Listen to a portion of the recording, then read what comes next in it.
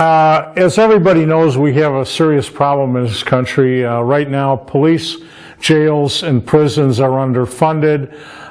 There are not enough police to deal with the criminals, and they're being let out of jail and prisons substantially too early, and they're out on the street, they're committing crimes again.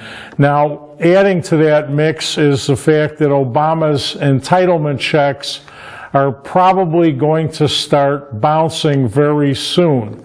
That's going to bring civil unrest, and in this country we've begun to have a division that we haven't seen since the days of the beginning of the Civil War. The good news is that the Supreme Court in Heller and McDonald has reiterated the rights that all Americans have to self-defense. Essentially, you can carry a gun because you have a right not just to keep, but to bear arms. And at some point, these are going to be litigated. They're going to either allow you to carry a gun without a permit if they deny issuing permits, or they're going to have to give you a permit. So if they deny you a permit, you can carry anyway. The main thing is that you should carry the gun to protect yourself no matter what. Now, just because you have a gun does not mean that you cannot avoid conflict. Avoid conflict at all costs.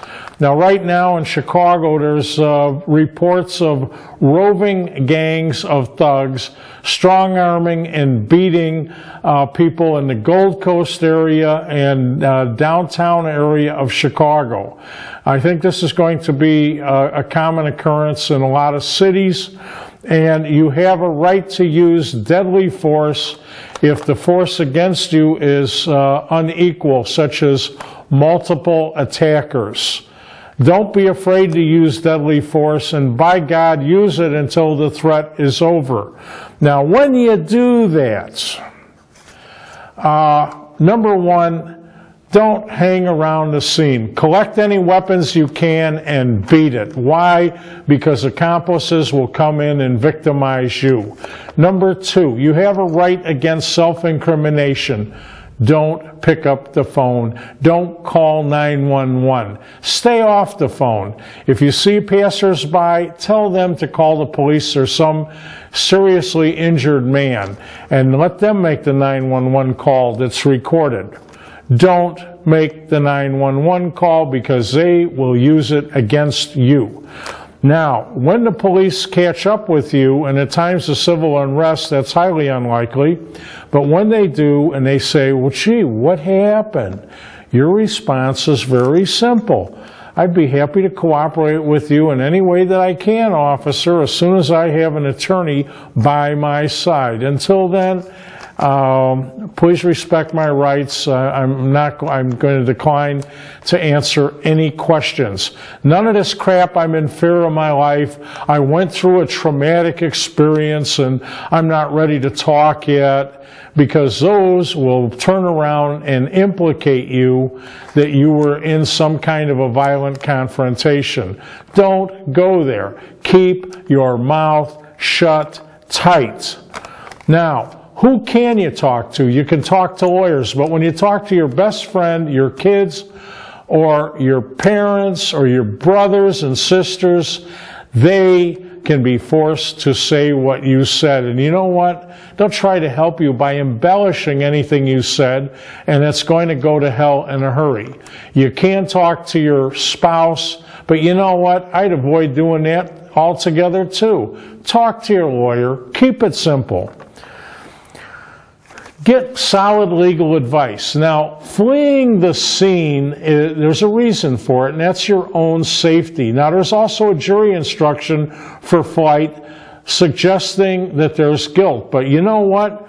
This particular recording that you're watching, you got advice from me. Be sure to tell your lawyer who told you to flee the scene for your own safety, and to not talk to the police. I did, but you know what? They can never bring it up that you failed to cooperate with the police, because that's the Fifth Amendment. If they want to bring up the flight, your lawyer's going to bring up the safety issue, and they're not going to get that flight instruction for a jury.